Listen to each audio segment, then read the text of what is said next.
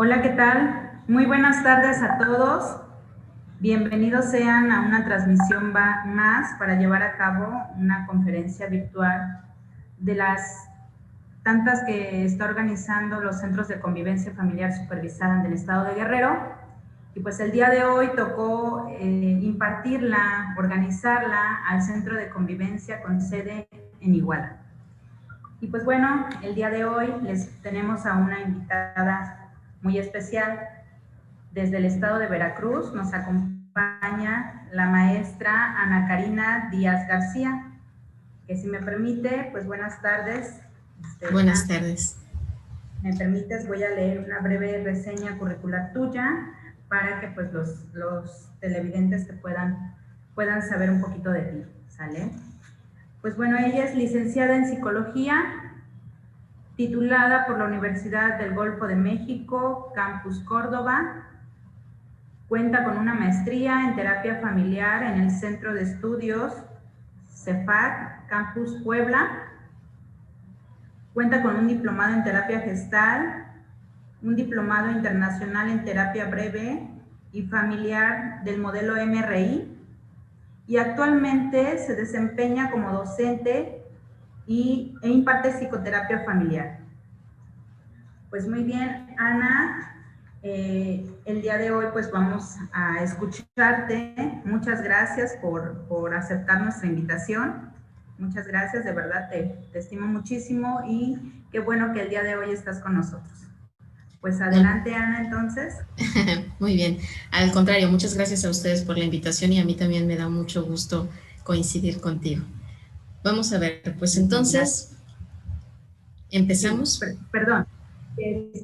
Ustedes pueden poner sus preguntas en el chat y ya al final nuestra amiga Ana Karina pues vamos a contestarlas. ¿Sale?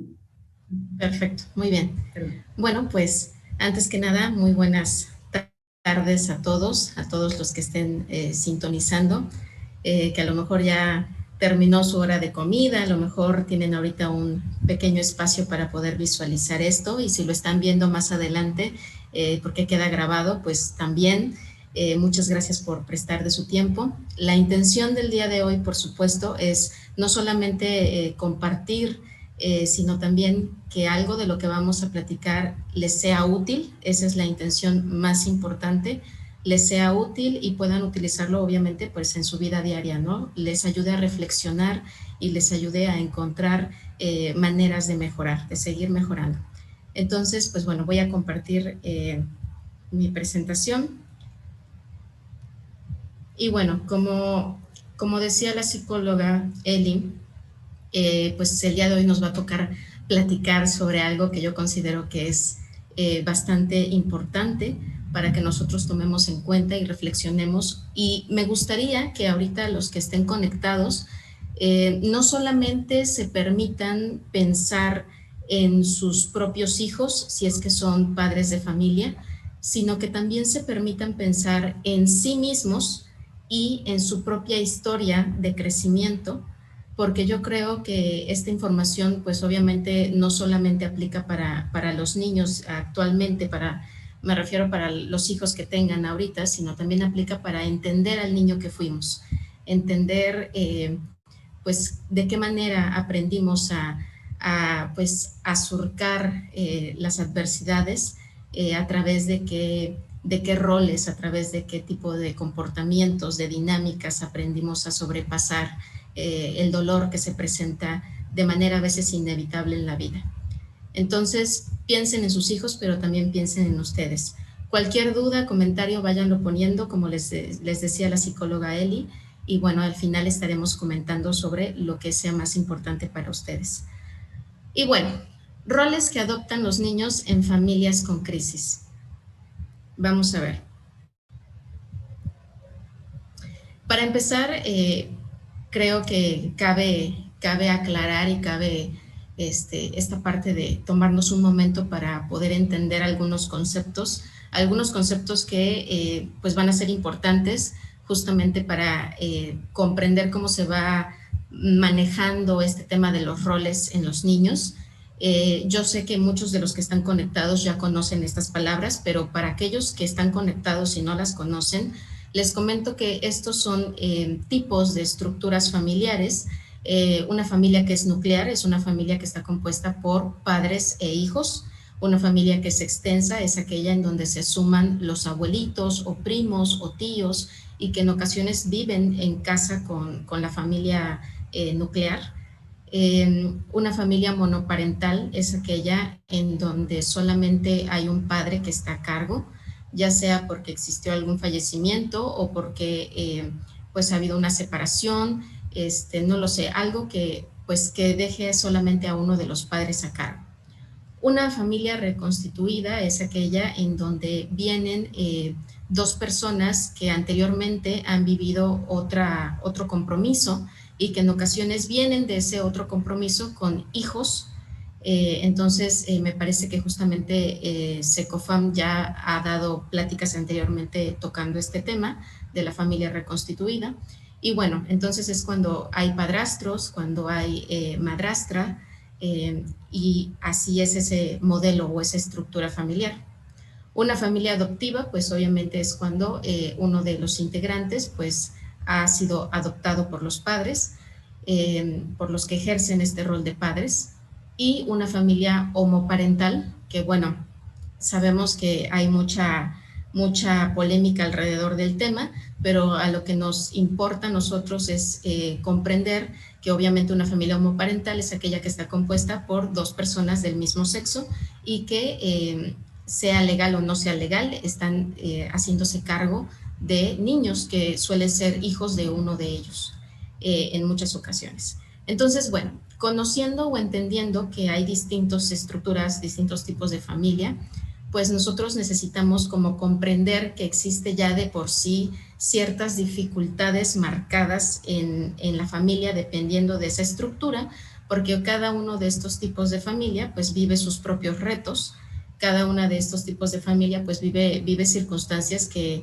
a veces se salen de control y que es cuando las personas buscan ayuda, ¿no? Otro concepto que me gustaría que quedara como en claro es el tema de la crisis, que es una crisis, ¿a qué nos referimos con la palabra crisis? Una crisis, por su definición, podríamos decir que es un estado temporal donde estamos desorganizados, está caracterizado por una falta de habilidad personal para afrontar una situación con los mecanismos habituales que tenemos para solucionar problemas. Es decir, empezamos a percibir que estamos en una crisis cuando se nos está saliendo de control, cuando a lo mejor nuestros mecanismos para solucionar, si a lo mejor acostumbrábamos a reunirnos para hablar del tema o acostumbrábamos, no sé, a dar algún tipo de refuerzo positivo o negativo para intentar solucionar alguna conducta, cuando las estrategias con las que contamos se nos acaban, se nos agotan, cuando no son suficientes o cuando por alguna razón de estrés no estamos logrando usarlas, es cuando empezamos a experimentar que estamos en una crisis.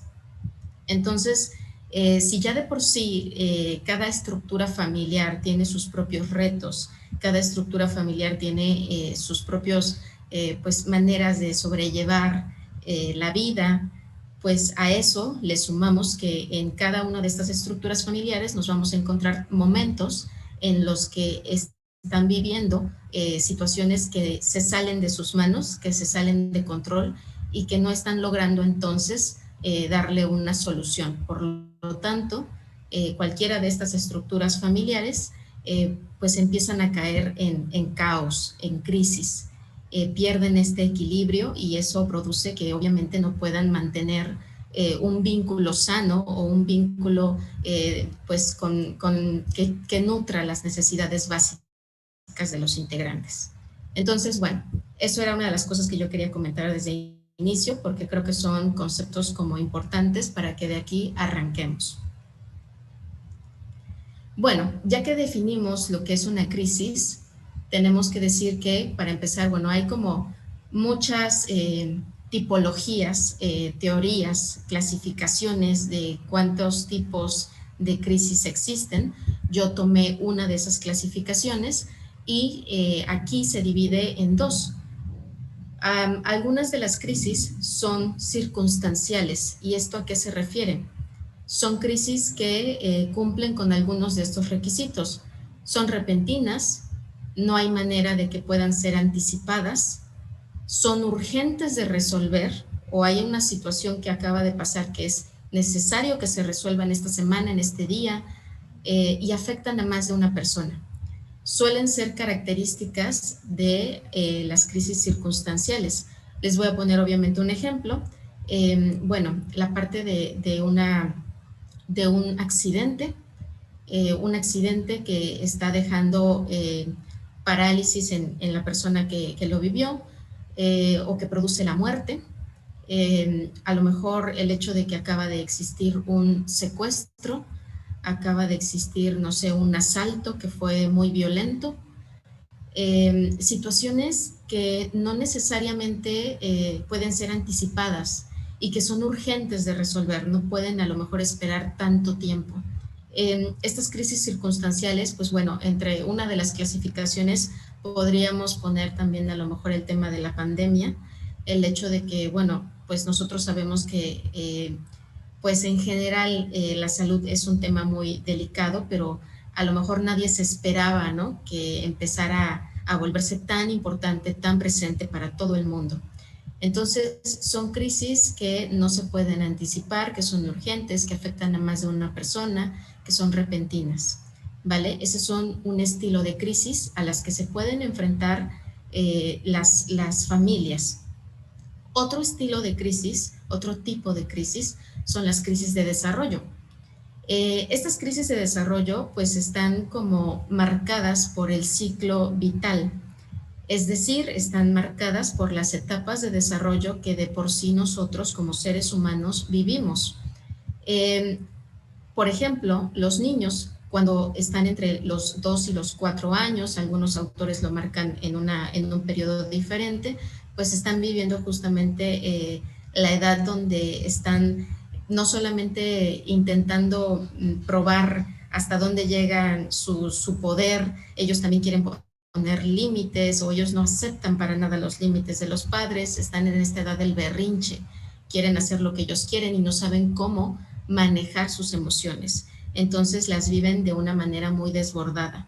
Y esto es algo que se puede hasta cierto punto esperar.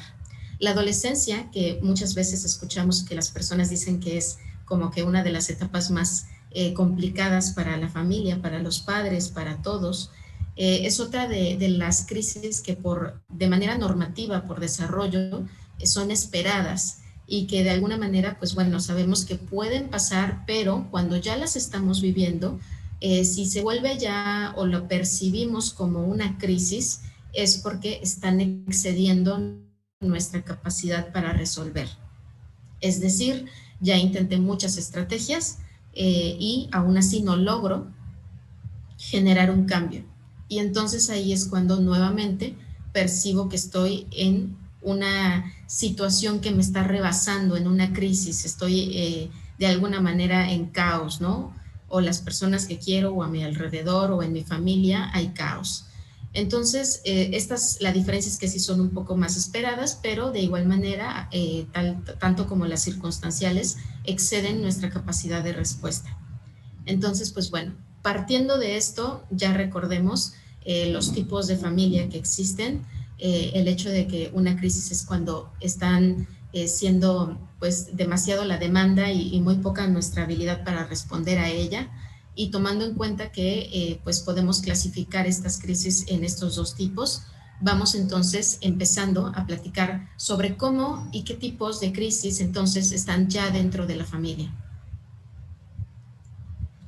Encontramos desde momentos en donde hay despidos laborales, hay enfermedades crónicas, de momento surge cáncer, surge diabetes, el tema de la adolescencia, la vejez, que también en aquellas familias que son extensas, pues obviamente el hecho de convivir con personas que ya están en esta etapa también genera otro cambio, el divorcio o separación, Obviamente el hecho de que exista violencia intrafamiliar, que en algún momento se empiece a detonar esta violencia, el hecho de que existan adicciones, enfermedades mentales, muertes, accidentes, incluso migración, aquellas familias, imagínense aquellas familias que están en un lugar donde existe guerra, movimientos sociales que incluyen vivir con miedo, que incluyen el hecho de que puedas pues morir en una de estas manifestaciones. Todo eso son situaciones que pueden estar viviendo las familias, obviamente en diferentes lugares, dependiendo de su contexto. Parálisis, etcétera. Hay muchas crisis que vive la familia, a las que se enfrenta la familia. Entonces, pues obviamente la pregunta es, y en todas estas crisis, si de por sí a lo mejor estamos expuestos por el simple hecho de estar en una sociedad, de ser seres humanos, de convivir, estamos expuestos a vivir crisis, ¿cómo la manejan los niños? ¿Qué hacen los niños cuando perciben, cuando se están dando cuenta que la familia no está logrando resolver en ese momento la situación que se presenta? Y esto es algo que yo sé que, insisto, ¿no? Ustedes a lo mejor lo estarán pensando en este momento, si es que tienen hijos, para sus hijos, pero también los invito a que se tomen un momento para pensarlo en ustedes mismos, porque seguramente en su propia historia de crecimiento también se enfrentaron con ciertas crisis. Vamos a ver, al crecer expuestos continuamente a un ambiente caótico, tienen que adaptarse para sobrevivir y para protegerse de ese entorno, que obviamente pues no es el más adecuado, no solo para los niños, sino en general para todos. Entonces, pues bueno, es adaptarse o morir, ¿no? Escuchamos muchas frases, ¿no? Pues al final el que se adapta es el que sobrevive, el que es el más fuerte. Y los niños, por supuesto, de manera natural, como cualquier otra persona, buscan la manera de sobrevivir adaptándose a la situación que encuentran.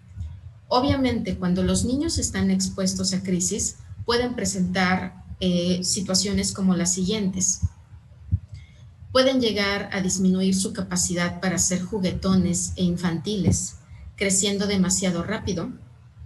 Por el contrario, pueden tener regresiones constantes y miedo a dejar la niñez.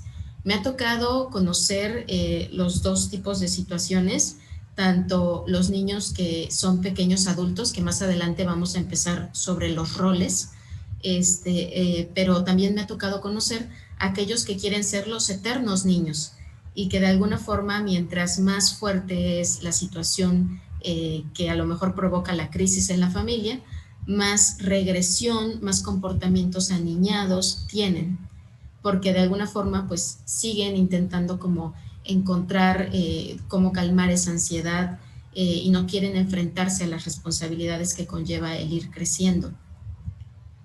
Los niños también, cuando están ante una crisis, pueden llegar a tener moderados a graves problemas de salud mental, incluyendo una posible depresión, ansiedad, desarrollo de un trastorno de personalidad. Dentro de lo que a mí me ha tocado conocer de trabajo dentro del área de psicoterapia, pues yo diría que es más el tema de la ansiedad, que sí obviamente está ligado con el tema en muchas ocasiones de la depresión, de la tristeza profunda.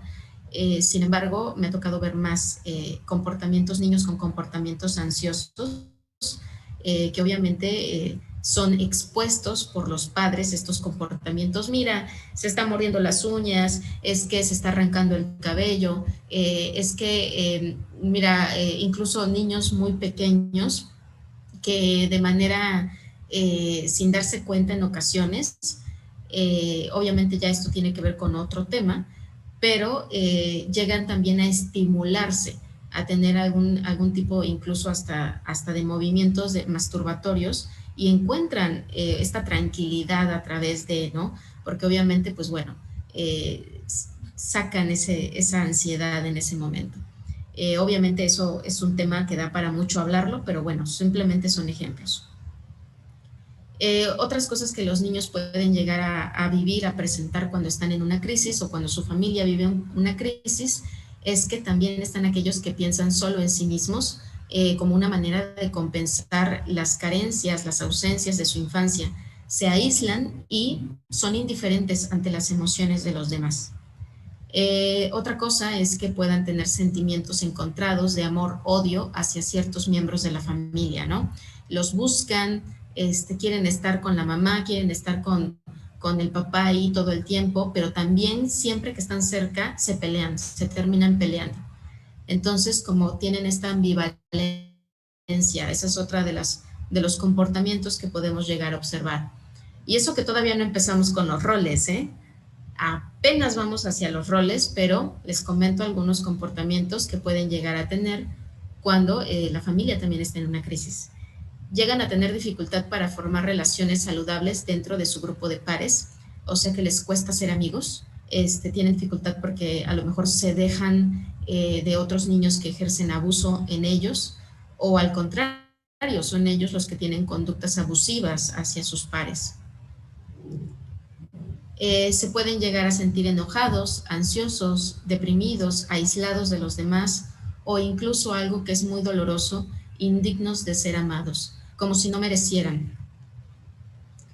Pueden llegar a presentar una pobre autoestima, autoconcepto y autoimagen con dificultades para expresar emociones, que es algo muy frecuente, muy visible, y tener comportamientos autodestructivos o potencialmente autoperjudiciales, como el no cuidar de sí mismos, el tema de comer ansiosamente, sin límites, o incluso aquellos que, bueno, se lastiman ya con algún objeto, ¿no?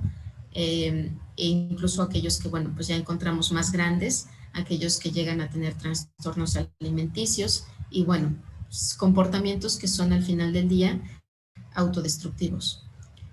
Pero bueno, estos son conductas, comportamientos que podemos visualizar en ocasiones en aquellas personas, en aquellos niños que viven en familias donde hay crisis que no se han podido resolver y que ya han venido por mucho tiempo dándose, ¿no? Porque bueno, en esta parte, antes de empezar con los roles, me gustaría aclarar que como todas las familias viven crisis, como hay crisis que son incluso normativas del desarrollo humano, no significa que a fuerza los niños tengan que estar muy metidos en alguno de estos roles, o que tú como adulto que estás escuchando esta plática a fuerza hayas tomado uno de estos roles. Estos roles se dan cuando de manera continua, de manera constante, los niños son expuestos a una crisis que no se soluciona, o sea que tarda mucho tiempo, que se vuelve incluso hasta ya una dinámica familiar, un comportamiento usual, y cuando los niños están expuestos por mucho tiempo a esas situaciones que no encuentran una solución, que no encuentran de nuevo un equilibrio, pues obviamente pueden adoptar algunas de estas dinámicas que les voy a empezar a mencionar como una manera de sobrevivir, como una manera de lidiar el dolor, como una manera de enfrentar de alguna forma la situación. Así que bueno, vamos a empezar. Ahora sí, ¿cuáles serían estos roles? Yo creo que es a lo mejor muy entendible. Vamos a tener como uno de estos roles al niño héroe o pequeño adulto. ¿Cómo es el niño que toma este rol de pequeño adulto? Se da cuenta de lo que ocurre a temprana edad, racionaliza como mecanismo de defensa ante la situación conflictiva. Eso significa que intenta justificar, a lo mejor si está viendo que sus padres, pues no sé, están en alcoholismo o tienen alguna situación que hace que no cumplan con sus responsabilidades adultas, el niño que es pequeño adulto, que es el niño héroe, llega a usar esta capacidad para sobrepensar, para racionalizar, para encontrarle una explicación y lidiar con el dolor. Intenta hacerse cargo de responsabilidades que no le tocan para equilibrar el caos. Y muchas veces encontramos a niños que desde muy pequeños ayudan a trabajar a sus mamás o a sus papás, por ejemplo, ¿no? Encontramos a lo mejor más continuamente de lo que quisiéramos a padres que están viviendo el alcoholismo y a madres que se hacen cargo de la economía familiar, y a lo mejor este pequeño adulto suele ser, no digo que siempre, pero en muchas ocasiones suele ser el hijo mayor, que ya se va dando cuenta, que ya va entendiendo y lo que quiere es, obviamente, pues ayudar a solucionar. Entonces, se empieza a ser responsable de cosas que no le tocan, pero por amor, por lealtad a la familia, como una propia manera también de esquivar un poco el dolor, de adaptarse a la situación, pues empiezan entonces a trabajar también ellos, ¿no? Empiezan a vender, a acompañar a sus mamás, a hacer todo lo que puedan. ¿Qué pierde el niño que está en este rol? Pierde obviamente infancia y libertad. ¿Y qué sucede?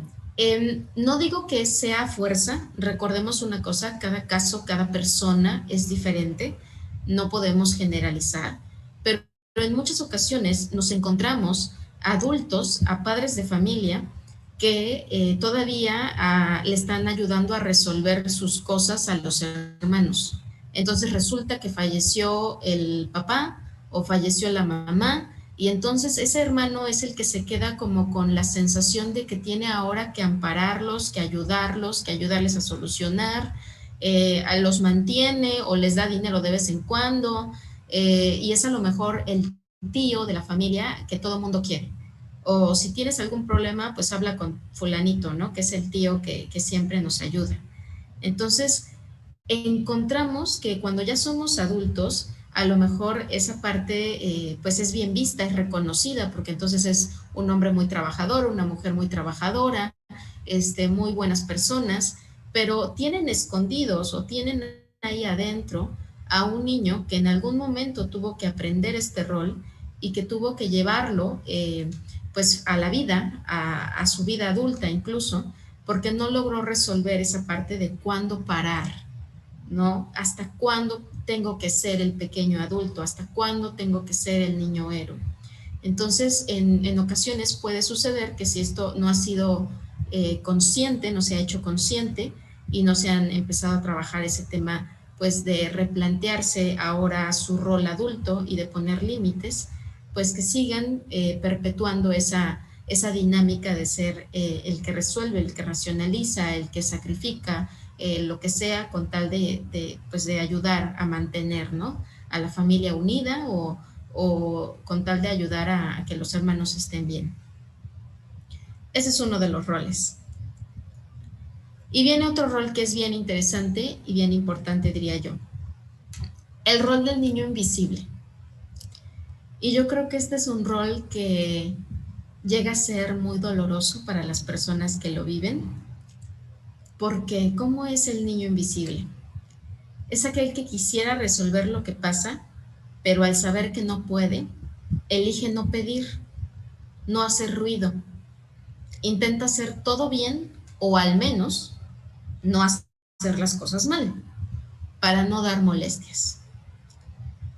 Es aquel niño que es discreto, es callado, sus necesidades suelen ser ignoradas o están escondidas. ¿Qué sucede con estos niños, no? Suceden que a lo mejor, no sé si les ha tocado ver alguna vez esa situación, ¿no? Que hasta los padres, sin querer, se les olvida, ¿no? Se les olvida así como que ya tengo todo y, sí, también fulanito, a ver, ¿dónde está? ¿Qué está haciendo? Es que como ni hace ruido, siempre se porta muy bien o siempre todo está bajo control con él. Pero este es un rol muy doloroso porque el niño invisible, en esta conciencia e inconsciencia, porque tampoco es como que a esa edad lo tengan todo muy claro, pero en esa conciencia e inconsciencia de no querer generar más problemas, no querer causar molestias, terminan por pues volverse gris, volver gris sus necesidades, como si todo estuviera bien, o sea, por mí no te preocupes, tú haz tus cosas, pues bueno, yo aquí lo resuelvo, ¿no? Entonces no dicen lo que quieren, se pierden de ese reconocimiento que es bien necesario para nuestro crecimiento desde niños. y pues empiezan a ignorar sus propias necesidades. ¿Qué puede pasar en el futuro? No es a fuerza, pero ¿qué puede pasar? Puede ser que siga sin saber cómo expresar lo que necesita, que tenga dificultades para confrontar sus responsabilidades y que sienta que estorba. Es algo que se puede llevar a la adultez si no se hace consciente, si no se trabaja. El hecho de que, bueno, pues, no sé, a lo mejor ya de grande se ayuda a que los demás estén bien, les da su apoyo, pero nunca dice lo que él quiere. Piensa más en los demás que en sí mismo.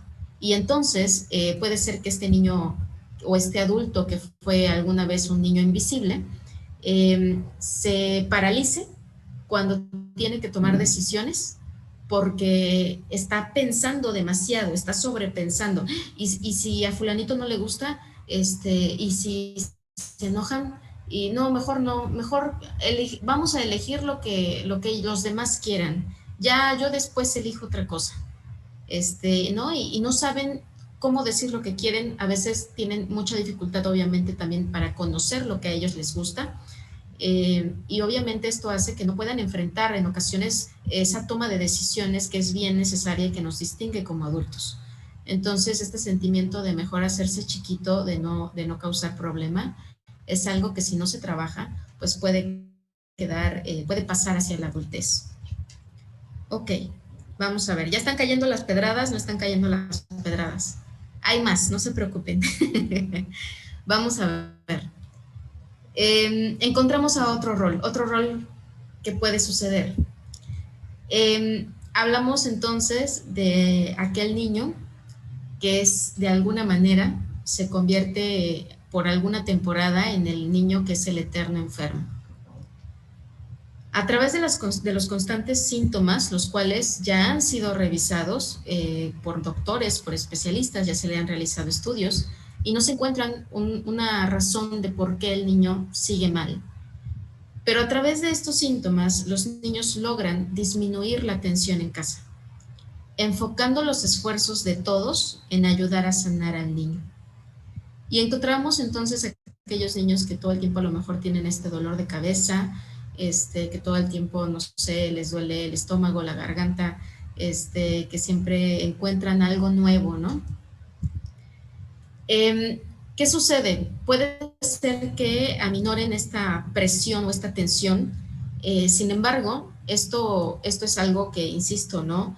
El problema de estos roles es que cuando los empezamos a vivir desde pequeños, cuando ya somos más grandes, no fácilmente uno se los puede quitar, ¿no? Ojalá fuera así como que, bueno, ya crecí ya, ¿no?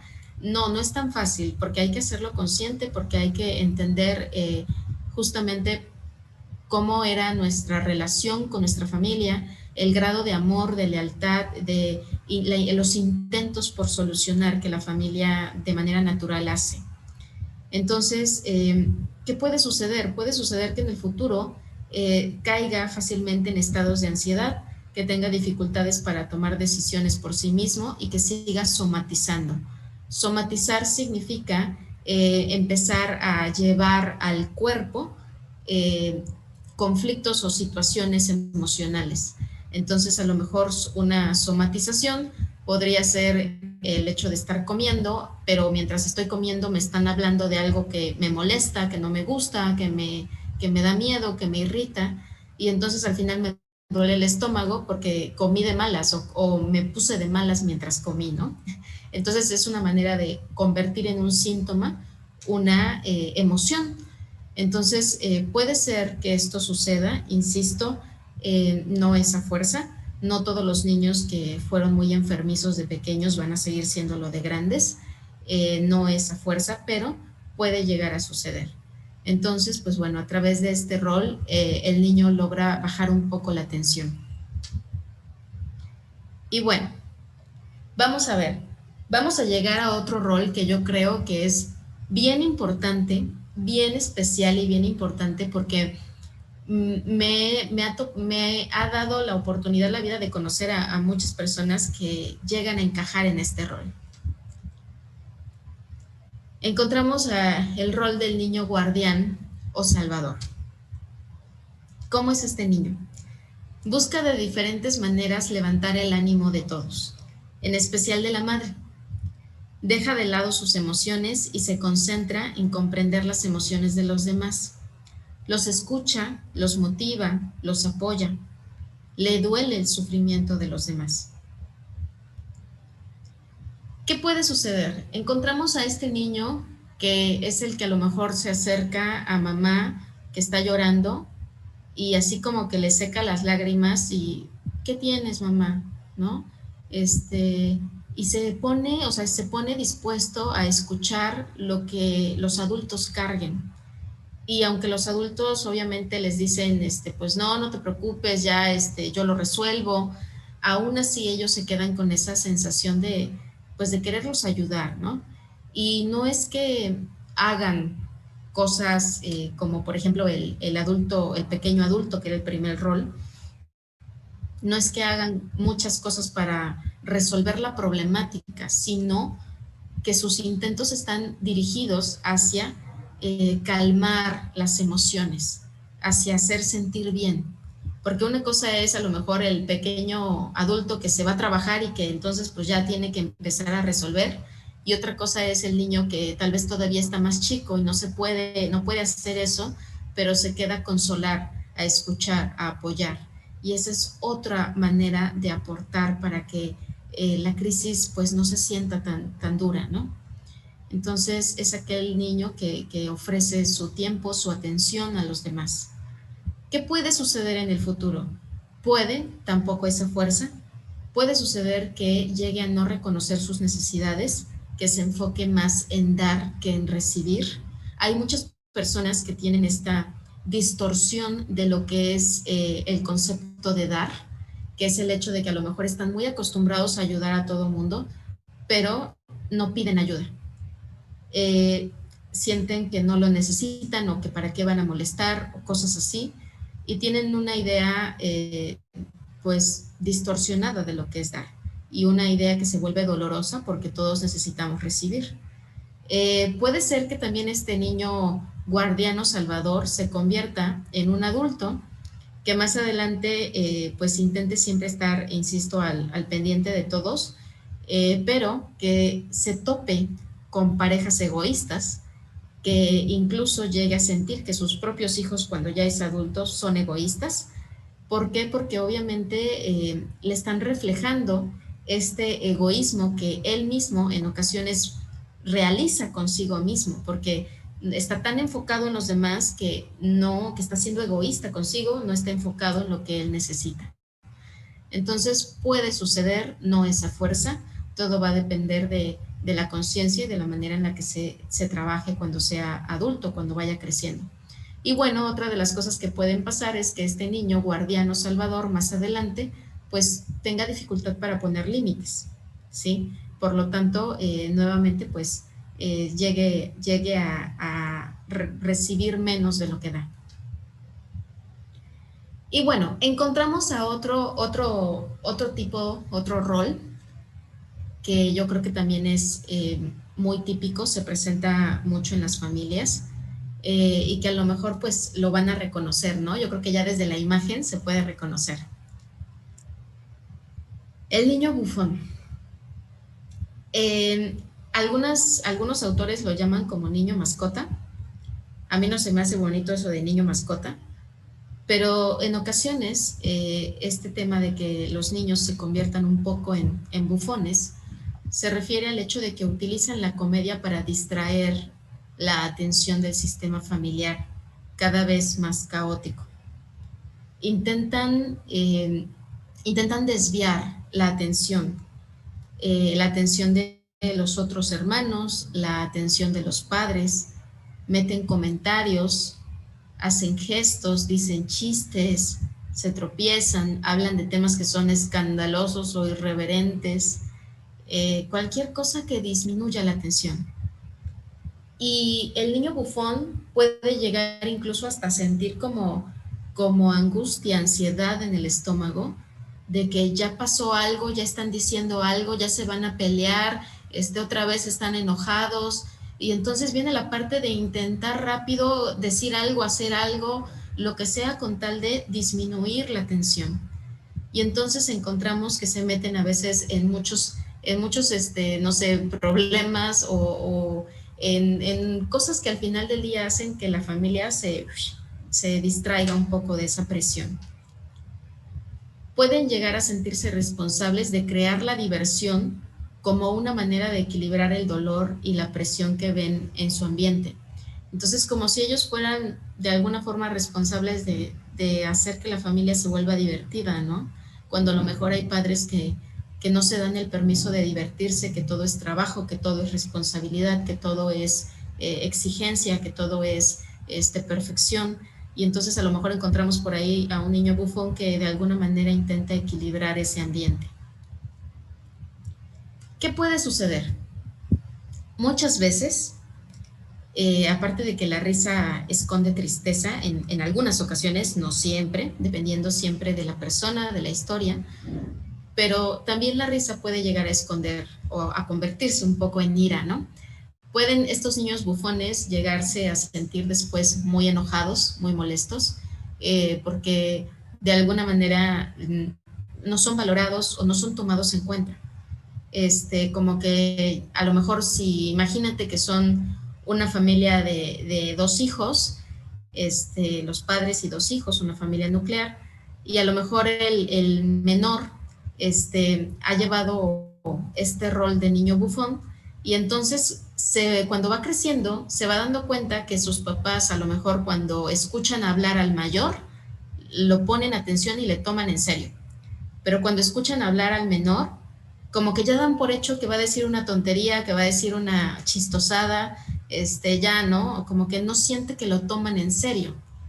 Y entonces es una de las cosas que obviamente le va a enojar después al niño bufón, porque se da cuenta que de alguna manera este rol que ha llevado hace que se pierda esta credibilidad, este respeto un poco, ¿no? Esta necesidad de que validen sus emociones también. Entonces, a lo mejor también el niño bufón pues no demuestra su tristeza, no la comparte, se la traga, no sabe con quién mostrarse y bueno, intenta siempre mostrar una buena cara, ¿no? Entonces, esta risa se puede convertir en ira, puede ser una persona que aguante hasta que explote. Y bueno, ¿cómo van las pedradas? ¿Van bien? ¿Van mal? Y no lo digo por mala onda, sino que creo que si nos cae alguna pedrada de lo que estamos platicando, pues qué bueno, qué mejor, porque es una manera de darse cuenta, de reflexionar y de poder ver qué tenemos que hacer, no solamente con nuestros hijos, sino también con el propio niño o niña que fuimos. Llegamos a otro rol, el niño coraza. ¿A qué se refiere? Después de algunos intentos por dar su opinión sobre cómo mejorar la situación, al ver que no es tomado en cuenta, decide ver por sí mismo, aislándose y volviéndose indiferente como un mecanismo ante el dolor. Decide ya no ver por nadie más, solo por él. ¿Qué sucede? Encontramos a veces adultos que desde su fisonomía, o sea, desde su cuerpo, no sé, su cara, su altura,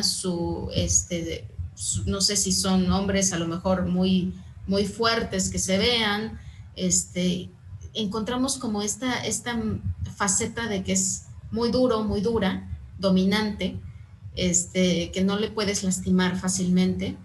Y encontramos entonces que cuando crecen son adultos que les cuesta intimar, les cuesta establecer una relación en donde se muestren vulnerables, porque en algún momento lo fueron e intentaron también solucionar.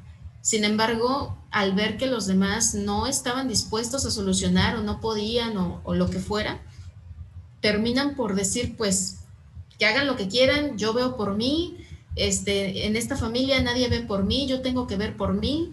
Entonces empiezan a ponerse esta coraza, esta armadura, para no sentir el dolor, la tristeza, para no sentir vacío, para no sentir nostalgia, para no sentir otra cosa, ¿no? Se quedan muchas veces más impregnados del enojo que les da esa fuerza para solamente ver por sí mismos y no mantener vínculos más cercanos con los demás.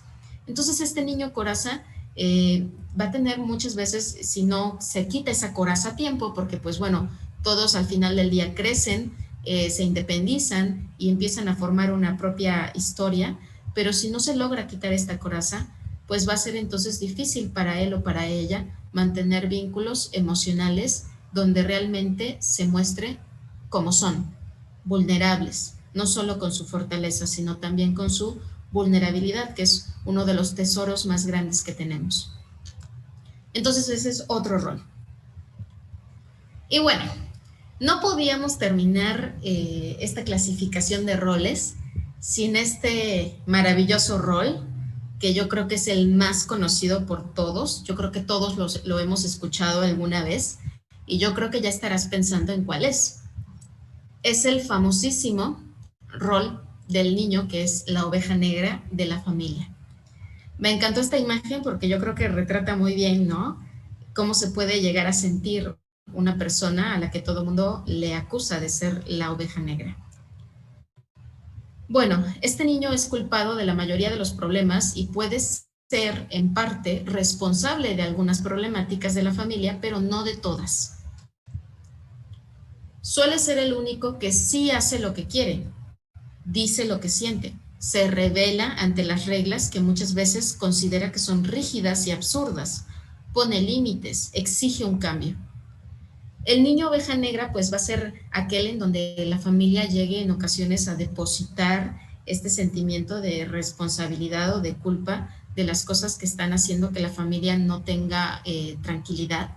Sin embargo, aunque muchas veces sí es partícipe de estas situaciones, no es de todas, no es responsable, no es culpable de todas, porque el niño oveja negra se va dando cuenta de las incongruencias que hay. Cuando somos muy pequeños, no podemos a lo mejor desafiar tantas reglas porque pensamos que así es como debe de ser. Pero cuando ya vamos creciendo y nos vamos volviendo casi adolescentes, pues entonces vamos dándonos cuenta que pues ni mi mamá es, no sé, tan puntual, ni mi papá es tan disciplinado, ¿no? O sea, me están exigiendo algo que en ocasiones ellos no hacen, o están poniendo reglas que son injustas, porque yo me porto bien y de todos modos no recibo algo positivo, me porto mal y sí me castigan, entonces pues qué chiste tiene portarse bien. Entonces, de alguna manera empiezan a desafiar la forma en la que la familia está acostumbrada a hacer las cosas. Ya no quieren siempre hacer lo mismo o hacer lo que hacen todos los demás. Intentan buscar muchas veces su personalidad y a veces se van hasta el extremo opuesto de lo que son los padres. Si los padres son muy recatados, muy formales, muy educados, pues el hijo sí es educado y todo, pero se muestra como irreverente, se viste, se peina, habla, se sienta, se comporta.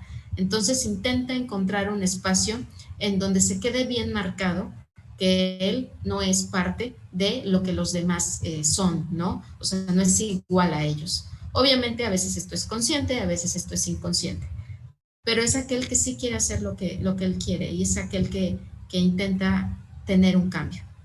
Entonces, pues ya sabemos, ¿qué puede pasar con este niño oveja negra? Pues obviamente lo que puede pasar es que conforme vaya creciendo, vaya entendiendo, si es que tiene la oportunidad de igual forma de hacer consciente, vaya entendiendo que no era un mal hijo y que toda la responsabilidad de lo que pasaba en su familia no dependía de él. Y que obviamente no era el único que tenía dificultades, que también sus padres las tenían, a veces como pareja, a veces como padres, que vaya entendiendo y que se vaya perdonando, ¿sí? De lo contrario, pues bueno, si no lo hace consciente, puede llegar a seguir intentando desafiar y ser todo lo contrario de sus padres, aunque ya sus padres sean muy grandes y él también sea un adulto, ¿no? Entonces, intentar no parecerse a la mamá, intentar no parecerse al papá, pero bueno, al final del día eso también causa desgaste y dolor, porque al final del día pues somos hijos de quienes somos hijos y es inevitable parecernos un poco. Entonces, pues bueno, este rol es así como de los más famosos, ¿no? De los más bonitos. Bueno, estamos llegando casi al final de esta conversación y que ahorita pues yo quiero que ustedes también me vayan diciendo qué piensan, sus preguntas y en general lo que vayan sintiendo, lo que vayan pensando, pero obviamente antes de esto pues me gustaría comentarles, ¿no? Si ya me estoy dando cuenta que mis hijos o que yo mismo encajo en alguno de esos roles o encajé en alguno de esos roles, ¿qué puedo hacer? Para empezar, punto número uno, me gustaría preguntarte, si estás pensando en tus hijos o en tu familia, ¿cuántas problemáticas existen hoy en mi familia?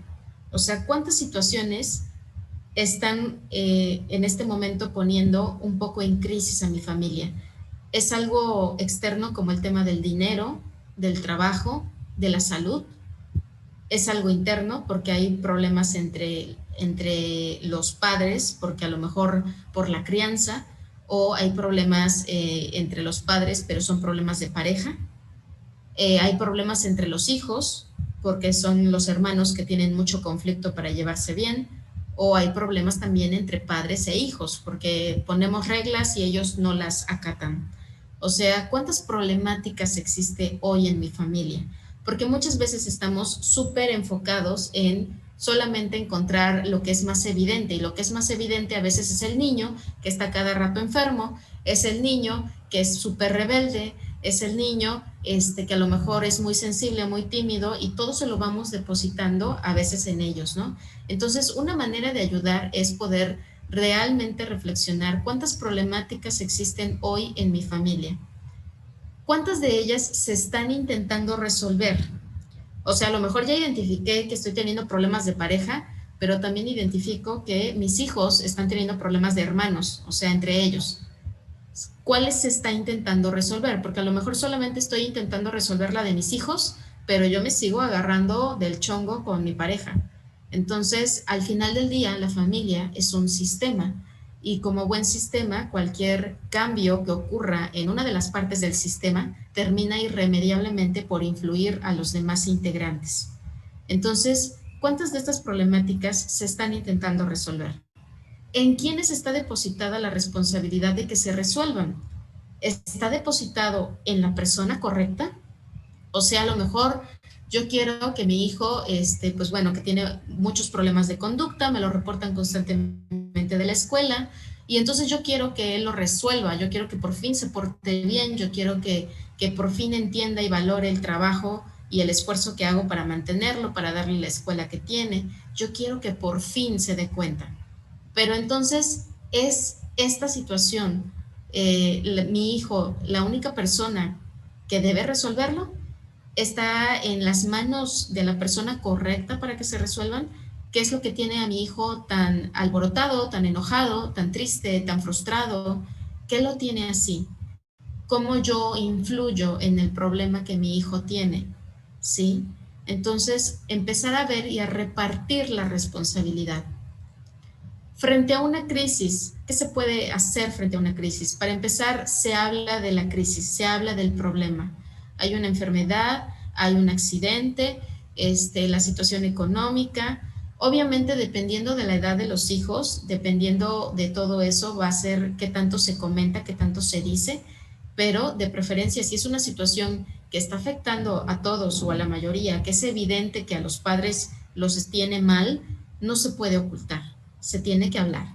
¿Y por qué se habla? Porque de esta manera se validan las emociones de todos, aun cuando no estemos de acuerdo. Por ejemplo, entonces imagínate que tienes a lo mejor un niño que nació con síndrome Down, y entonces tienes dos hijos más, y a lo mejor en todos en casa hacen todo para que este niño con síndrome Down esté bien, pero entonces no me doy cuenta que tengo a este hijo en el que estoy enfocando todos mis esfuerzos para que salga adelante, pero también tengo al otro hijo que está en un rol invisible, y tengo al otro hijo que es oveja negra, y entonces tengo que validar las emociones de todos, aunque no esté de acuerdo. Y eso significa que tienes derecho a estar enojado porque a lo mejor porque tu hermano está viviendo o tu hermana está viviendo esta situación, tienes derecho a estar enojado. A lo mejor a mí me gustaría que no estuvieras enojado y que lo comprendieras, pero yo no tengo derecho y no tengo el poder de cambiar tus emociones. Solamente puedo acompañarlas, y de esa manera tú como hijo puedes ir empezando a disolverlas, a transformarlas. Entonces hay que validar las emociones. Se distribuye la responsabilidad. Los conflictos de pareja los resuelve la pareja. Los conflictos, obviamente, que son con hijos, pues los tienen que resolver entre todos, porque obviamente al distribuirnos la responsabilidad es poder entender que si una de las situaciones que están en crisis es que hubo una separación, un divorcio, y mi hijo ya no le quiere hablar al otro padre, o yo no quiero ya que mi hijo le hable al otro padre, pues estamos empezando por crear un conflicto que no solamente no nos va a dar paz, sino que nos va a empezar a generar otras crisis simultáneamente. No podemos revolver las jerarquías que deben de existir en una familia. Los padres nunca pueden perder su jerarquía ni perder sus límites. Y ese es otro de los puntos que están abajo. Revisar que la jerarquía esté bien puesta y los límites también. Es decir, los padres no pueden empezarse a comportar como niños y pedirles a los niños que se empiecen a comportar como padres. Ese tipo de situaciones nos hablaría de una jerarquía que está desordenada y que nuevamente va a generar un conflicto, un caos. Se señalan las conductas, pero no se etiqueta a las personas. Es muy diferente decir que en este momento estás teniendo un comportamiento rebelde a decir que tú eres rebelde. O sea, en este momento estás teniendo una conducta que rompe las reglas, que desafía y que definitivamente se va a ganar consecuencias. En lugar de decir, pues bueno, es que como tú eres travieso, tú eres rebelde, tú eres enojón, no etiquetemos a las personas porque es imposible cambiar a las personas. Lo que sí se puede cambiar son los comportamientos. Por lo tanto, lo que debemos de señalar son los comportamientos. Y se buscan fortalezas y ganancias. Una crisis, por más conflictiva que es el fallecimiento de algún familiar, un tema como el de la pandemia, por más conflictiva, difícil, dolorosa que sea, siempre, siempre genera fortalezas cuando son encaminadas, cuando se vuelve consciente, cuando se enfrenta el dolor y empezamos a ver cómo hemos logrado sobrepasar tantas crisis, se encuentran las fortalezas y siempre tiene ganancias, aunque sea muy doloroso. Incluso un fallecimiento a veces nos ayuda a volvernos más independientes, a tener que agarrar la vida en nuestras manos y empezar a controlar lo que va a ser pues nuestro destino, ¿no? Entonces siempre hay ganancias, las fortalezas siempre están ahí como una oportunidad que va a depender de que nosotros validemos, tomemos la responsabilidad que nos toca, tengamos límites, podamos entender que son conductas y no que es toda nuestra persona y empecemos entonces ahí a cimentar nuestras fortalezas. Y bueno, estas son sugerencias, obviamente cada caso es diferente y cada caso necesita pues de cosas diferentes. Y me despido con esta frase que dice, lidiar con las crisis significa lidiar con pesadillas. Y las pesadillas son menos amenazantes si alguien enciende la luz. Y bueno, eso sería pues todo por el momento. De igual manera, si ustedes quieren comentarme, compartirme algo, adelante.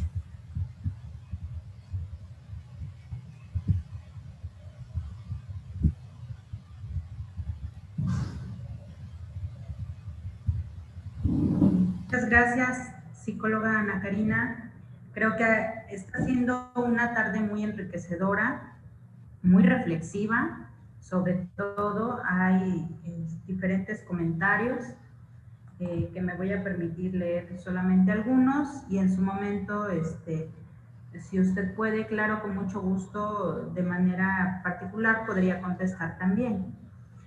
Por ejemplo, comenta Elba Angelina Santos, ¿cómo apoyar a un niño guardián a que viva sus emociones, su vida, sus propias experiencias sin que pretenda querer sentir siempre bien a los demás?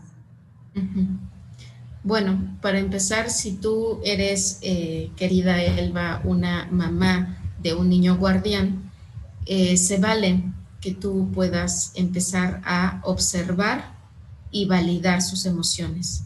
Cuando él te hable de ti, cuando él te hable de los demás, tú hazle preguntas sobre él y hazle observaciones sobre él. Te agradezco mucho que tú eh, estés al pendiente de mí o de tus hermanos, pero a mí también me gustaría saber cómo te sientes tú. Quiero que sepas que me doy cuenta y reconozco todo lo que a veces haces para motivarme o para apoyarme, pero quiero que sepas que yo también estoy para apoyarte y que no necesitas siempre a lo mejor estar tan al pendiente de todos. Observa sus emociones, hácelas saber en el momento en el que está pasando. Oye, te noto triste, es que siento que hay algo que no está bien. No des por hecho, pregunta. Siempre preguntar ayuda más. Ok, muchas gracias. También hay unos comentarios. Karina Bio Aguilar. Sí, muchas gracias por esta información. Nos ayuda a crecer y a construir para nuestros hijos.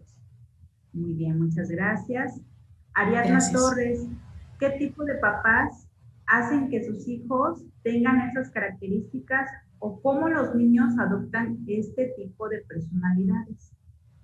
Bueno, era justamente parte de lo que decía yo al inicio, el hecho de que, para empezar, si partimos del hecho de que hay muchos tipos de estructuras familiares, y ya desde ahí cada familia se enfrenta a un reto diferente, aquellos que son familias que viven con los abuelitos, aquellos que son familias que viven con padrastro o madrastra. Entonces, en ocasiones son las estructuras familiares, otras situaciones que se le agregan es la economía, es el tema ahorita de la salud, el tema del trabajo, el tema de a lo mejor la criminalidad o el sentimiento de que estamos seguros. Todo esto va generando mucho estrés en la familia. Y entonces no es que los padres, y esto hay algo que siempre es bueno aclarar, no es que los padres sean malos o que los padres no amen o que los padres tengan la intención de dañar completamente, sino que los padres están también viviendo mucho estrés y esto hace que en ocasiones no logren ver las necesidades de sus hijos y vaya, muchas veces ni logran ver las de ellos. Entonces, pues es difícil que entonces haya esa como comunicación o ese vínculo y bueno, eso es lo que da paso a que los niños, pues en su intento por sobrevivir, empiecen a generar alguno de estos roles que platicábamos. Ok, muchas gracias, psicóloga. Hay un comentario de un usuario que dice CapCap, Tamaulipas. Buenas tardes, sin duda un tema muy actual e importante. Me gustaría profundizar más en el tema. ¿Me puede apoyar en compartir las referencias de su información para leer más al respecto? Gracias. Ok, bueno, Okay. hay sí, Perdón. perdón, ¿no? Ok. Hay varios autores. Lo que podría ser un poquito más adelante que terminemos esta transmisión es poner en los comentarios el nombre y algunos links para que ustedes puedan entrar a ver y entonces pues puedan todos tener un poco de acceso a la información. Ok, perfecto, muchas gracias. Y bueno, diferentes comentarios también de la psicóloga Paola Chávez. Saludos, maestra Ana, psicóloga Eli. Saludos. Bueno, todos saludan de diferentes partes de la República, de los Secopan. Muchas gracias por acompañarnos del Secopan Campeche, de Sinaloa, de Tepic, de Acapulco, los compañeros de aquí de Iguala, muchas gracias. Otro comentario también.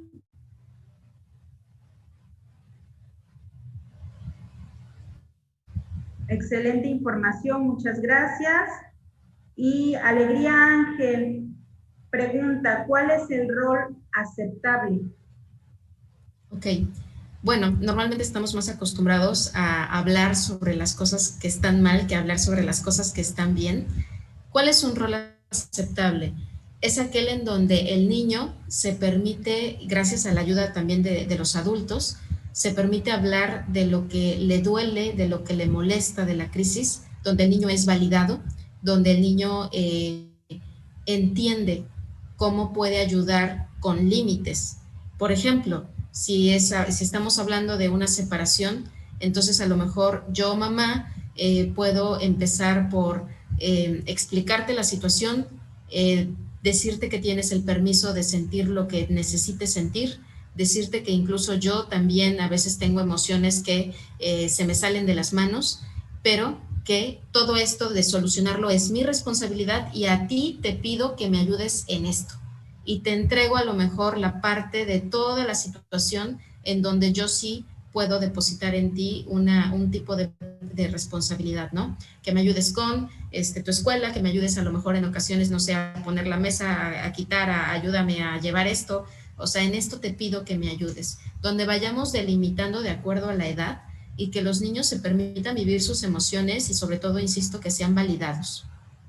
Okay. Muchas gracias. Pues bueno, por último, algunos comentarios. Muchas gracias, compañeros. Su Muñoz, coordinadora del Secofan de Metepec, saludos. Y la licenciada Fabiola Rivera, que es coordinadora de CEMAS aquí de Iguala, de la Independencia. Muchas gracias por acompañarnos. Y pues bueno, muchas gracias a todos, de verdad, por sintonizarnos. Ahí la psicóloga Ana Karina les va a estar compartiendo algunos links, algunos artículos o información que ustedes pueden ir checando y pues seguirse informando sobre este tema, ¿no? Así es. Pues bueno, muchas gracias, maestra Ana Karina Díaz García, desde Veracruz, nos estuvo acompañando el día de hoy. Y pues bueno, comentarles también que el día de mañana tenemos otra conferencia muy interesante, alusiva al 7º aniversario del Centro de Convivencia Familiar Supervisada de aquí de Iguala de la Independencia, y el tema será estrategias para una crianza afectiva y efectiva, que creo va de la mano con el tema de hoy, así que pues bueno, estará muy interesante. No sin antes también mencionarles que la próxima semana estará otra conferencia que está organizando el Centro de Convivencia de Acapulco, y el tema es los niños después de que el mundo se detuvo. Se va a realizar el 19 de mayo a las 4 de la tarde. Así que pues bueno, hay muchos temas de interés y para toda la población en general, ¿no? Muchas gracias por sintonizarnos, muchas gracias nuevamente, maestra Ana, y pues bueno, que gracias a ustedes. Buena tarde. Gracias. Nada más ahí en un momento más les pongo algunos links para que ustedes chequen. Hay varias clasificaciones y ustedes encontrarán a lo mejor más información que les guste. Y muchas gracias por el espacio. Gracias. Gracias.